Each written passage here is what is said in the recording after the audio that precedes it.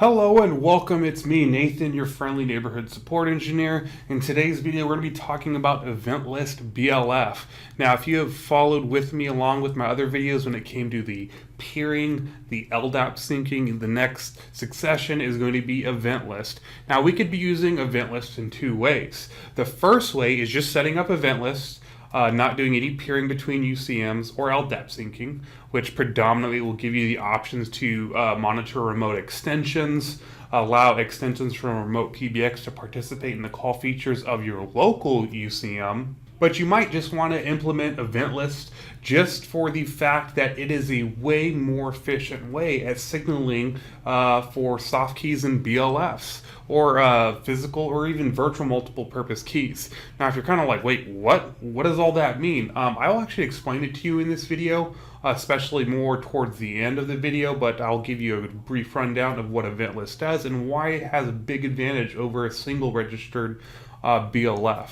Now in the single registered BLF, for every phone that you have, let's say you had 24 MPKs monitoring other extensions on all 24 keys, well each key is going to represent a single registration to the UCM, and that UCM will actually have to respond to each single change that happens between each extension.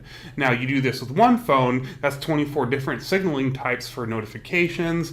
You add more than one phone, let's say another 24, it exponentially starts growing, then pretty soon you have a signaling storm only meant for signaling between local extensions. So our way of avoiding this signaling storm of notifications, we use Eventlist BLF, which consolidates those subscriptions to a notification from the UCM out to extensions that are registered to monitor only set extensions. So if you are going to be implementing BLF, even for small to medium size or even large solutions, it's best you do Eventlist. You're going to cut a lot of the overhead with the single BLF subscription. It is way more beneficial to use Eventlist BLF.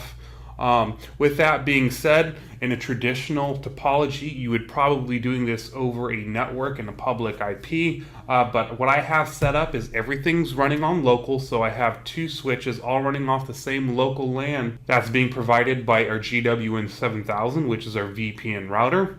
One thing I'd like to add before I forget, if you're not set up like this, but you're actually set up through a public, there is a SIP and NAT traversal step that you will have to do with port forwarding and set up your SIP NAT settings on the PBXs.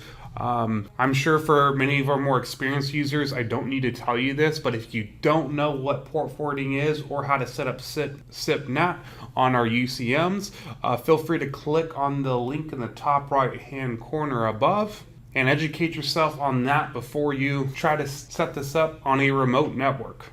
The only thing is, in order to do Eventlist BLF properly, we're going to need more than one extension. So I'm actually going to add more extensions to UCMB so we can set up Eventlist BLF on there. Then what we'll do is I will show you how we can actually monitor remote extensions using the Eventlist BLF, which also would need an LDAP sync, which if you haven't seen how to sync LDAPs yet, it's a really quick video. You can click on the link in the top right hand corner for that. You're also going to need to peer UCMs even before you set up the LDAP sync. So if you want to monitor a remote extension, you will have to create a peer between UCM-A and UCM-B in this example. So you will have to do that first, then do your LDAP sync. Then from there, you can use Eventlist to monitor those remote extensions. So I'm actually going to show you how to do that in this video. With that being said, let's go ahead. We're going to start with UCM-B and dive in. All right, we are in UCM-B. Now let's go ahead and verify that we do have some extensions that we have registered here. We got 2000, 2001, and 2002 as promised. Now our first step of doing Eventlist is always going to start with the PBX in this case. We're actually going to go to Call Features and scroll down to Eventlist, and then we're going to add an Eventlist. Here we go. Now, first thing we're presented with is a URI. Now, this is just more than a name to the Eventlist setup. This is actually a string and function that our phones are going to use to actually request for the Eventlist database. So, name it something that you can remember, like BLF. Next, we can go ahead and select our extensions that we want to monitor. As you can see here, we have remote extensions. Now, this will only come up if you have sunk your LDAP phone books between two PBXs, and once you do that, you can actually monitor remote extensions, which I'll actually do on UCM just so I can show you a proof of concept here. But it's simply that easy. You just drag over and bring them over to the side. But beyond that, we're not going to do anything too complicated just yet, which really isn't, because all you're doing is dragging and dropping into the selected extension. But beyond that, let's go ahead and save this. And that's our first step. Now we have to tell the phones to queue for the Eventlist BLF database, and we're going to do that with that handy little URI there that we named BLF. Next, we're actually going to set the BLF type to Eventlist and set the value to those extensions. Not that complicated. Let's go ahead and move over to my 2140 here. I'm going to go ahead and log in. Oh, got to make sure I change the password. Always recommended. And our new firmware, especially if you're working with some of the older firmware, it did not have you do this, but we wanted to increase security on all of our devices, so it will force you to do that. Next, let's go ahead and set up the SIP account to actually queue that database for the Eventlist BLF. We do that under the registered SIP account settings. So as you can see, I have 2000 here. I'm going to go to account 1, SIP settings, advanced features. As you can see here, we have the Eventlist BLF URI, and as I set up on my UCM and I named the URI BLF, all uppercase, it is case sensitive, so keep that in mind.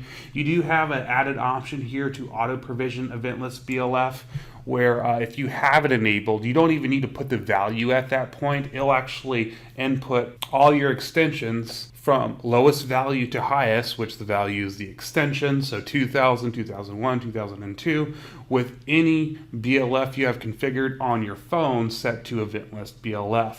I'm not going to do that. I like to manually set it, but it is there as an added option. So with that done, let's go ahead and save this. I'm only going to save it for now.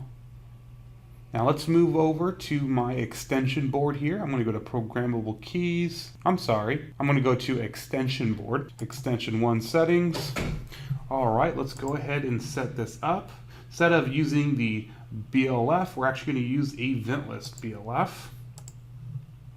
Now another thing I'd like to talk to you about with Eventlist is the advantage of the event list.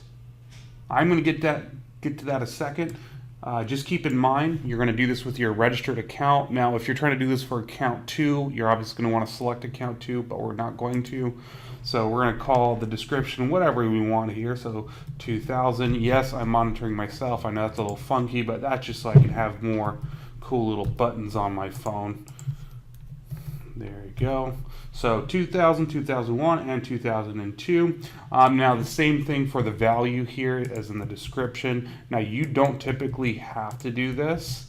You can have your description be completely something different, but the value here is the important one, because if we get the value wrong, it's not going to work. And the value should always equal the extension that you want to monitor. So let's go ahead, save these changes. There we go, and we're going to apply them. Now, for some reason, the BLFs don't come up immediately and light up green like how you were hoping. You can always reboot the phone, and that should help bring those BLFs up. But beyond that, you're definitely going to want to use Eventlist BLF if you have a lot of extensions monitoring other phones. So I highly recommend it. If you have 10 phones and all 10 phones have 24 individual BLFs, it does not make sense to do that. You really want to get on Eventlist, because the cool thing about Eventlist is it makes signaling way more efficient.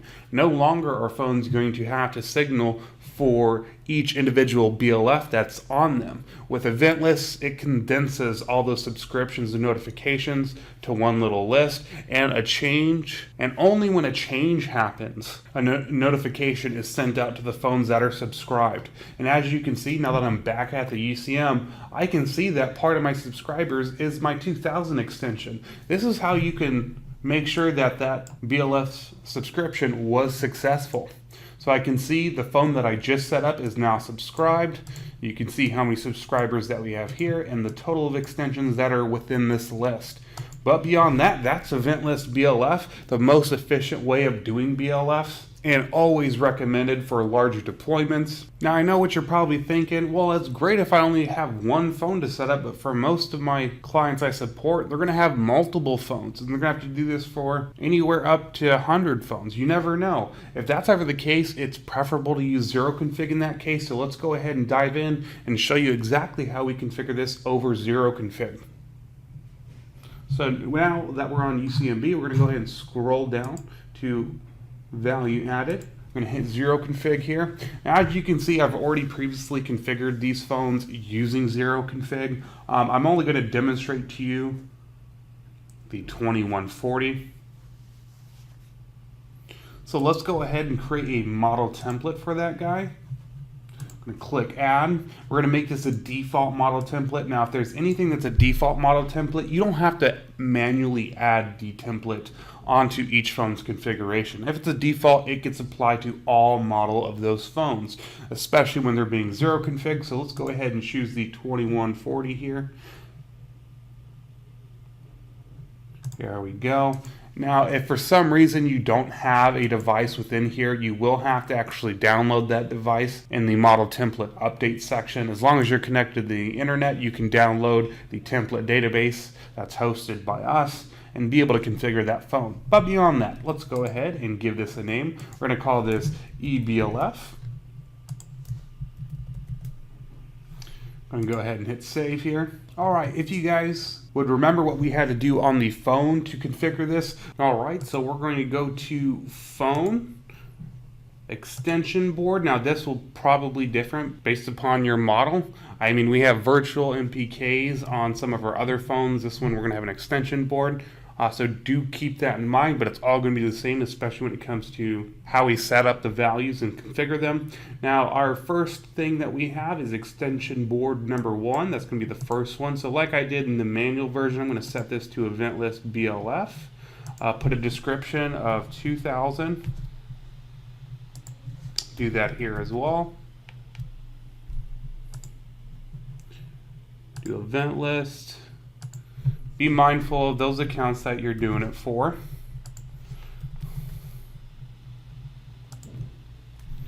Now, I'm sure if you're doing this in a real situation, you'd be doing this for a whole bunch of these BLFs, but I have the luxury of not having to do it that many times. I only got 3 phones. All right. Now we can go ahead and save that. Now we do got the BLF set up on this, but we're missing one tab, and that's actually the Eventlist BLF URI. Now I can search through all these submenus here. I'm probably not going to find it. If that's ever the case, we need to actually add this as a custom value. Now if you click on this, you're going to be stumped. Well, I have a name value, I have a value, then I have a description. What's this supposed to mean? Now, this will be quite tricky at first, but we have something called a configuration template on our website where we can pull some of these values. So let's go ahead and grab that value, stream.com. There you go. I'm going to go to support. Then I'm going to go to tools. Now the tool I'm looking for is that configuration template. Now the config templates, they have a text file for all of our products. I'm going to go ahead and download that, extract that file, and open up the text file that represents the 2140 phone. They do have an indication on firmware file as well, so do keep that in mind. You want to use something that's equal to your firmware, and if your phone's not on that firmware, you might want to update. But beyond that, let's go ahead and dig into that file and open that up.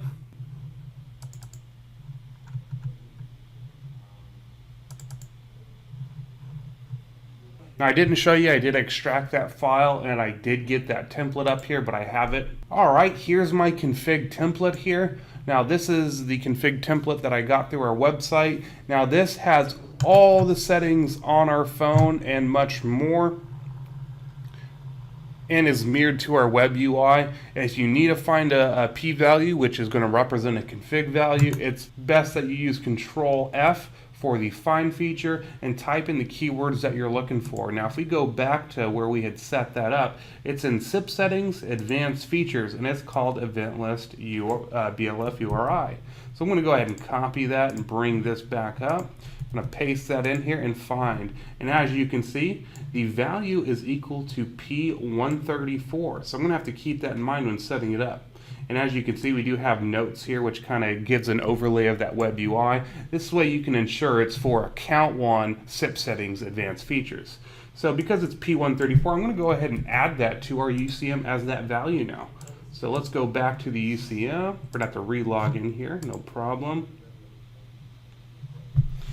Admin. All right. Let's go back to 0 config. Go back to those model templates now. All right, and now that we have the BLF, we do need that custom value. I'm going to go ahead, and the name of the value is going to be the P value, and that's going to be P134, and it will have to be a capital P. Sorry, it is case sensitive. The value that we're going to have it set to, obviously BLF, and we're going to call this eBLF URI. Perfect. And we're going to go ahead and hit save. Now that covers the phone's config for the Eventlist BLF URI as well as the BLF settings. Once that is set, we can actually check to make sure that that is put in there. Now we're going to go to our 2140. As you can see, there's not a config created for it yet. So that means that it has not been updated just yet after the change. But if we edit this phone, we can go to advanced settings here and make sure that it actually has that. Our BLF URI is set, and we have our BLF modes for our extension board set, and we can see that here. So since that we know that it is working and it is good. Oh, and by the way, let me go back to that real quick. If you didn't make that model template a default model template, you would have to go to the advanced settings here and actually manually take the available templates and move them to the selected templates. So just keep that in mind if you don't ever make that a default template, because it will happen. But from there, we can go ahead and click the cloud button to update and click OK. Then once you refresh the page, you will get an indication as such of when that config was created, and that will tell you when that phone got that new updated config. And I can see my phone right now that just took it. So let's go ahead and refresh the page here. You might have to switch to. And as you can see, my phone just got that update at 4:44 p.m. and we're good. So you can do this with a multitude of phones, or you can use the same template for same model, but a whole bunch of phones all at once. And that's really helpful. That way you don't have to manually go and configure everything. But beyond that, that is Eventlist BLF, both manually configured as well as configured over 0 config. So we got you covered there. However, like I said before, now if we want to monitor remote extensions, it's as simple as editing your Eventlist BLF here. So we're going to go to Eventlist. We're going to edit the current event list that we have. Now, once you do the peering and LDAP syncing, you will have these extensions available to you. As you can see, this is UCMA. We can bring that over and actually now monitor UCM's A extension. So let's go ahead and add that to the phone, and we're going to add it to the phone via 0 config this time instead of manually configuring it. So let's go ahead. We're going to go back into that model template here. Open up phone. There we go. And right here, extension board number 4. Let's go ahead and make this an Eventlist BLF. This time we're going to call it 1000. Obviously, we don't have the 1000 extension range on this PBX, so we're going to query for it for UCMA. I'm going to save that.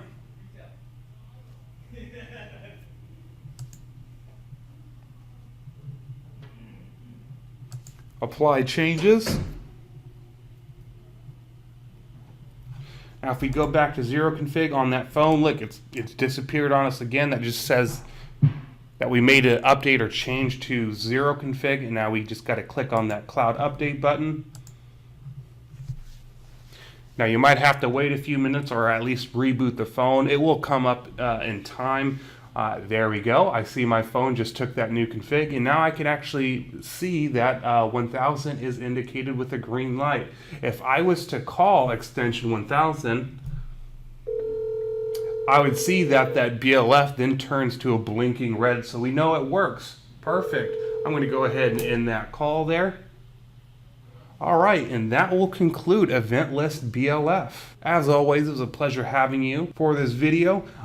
Please give a like and subscribe to the GS Tutorials channel because I'll be uploading more videos, hopefully daily, if not on a weekly basis. And go ahead and leave some good comments in there. Let us know what we can do better, as well as any suggested videos that you want to see in the future. I'll be more than happy to fulfill those requests for you. But beyond that, I hope to see you in the next video, and you have a good one.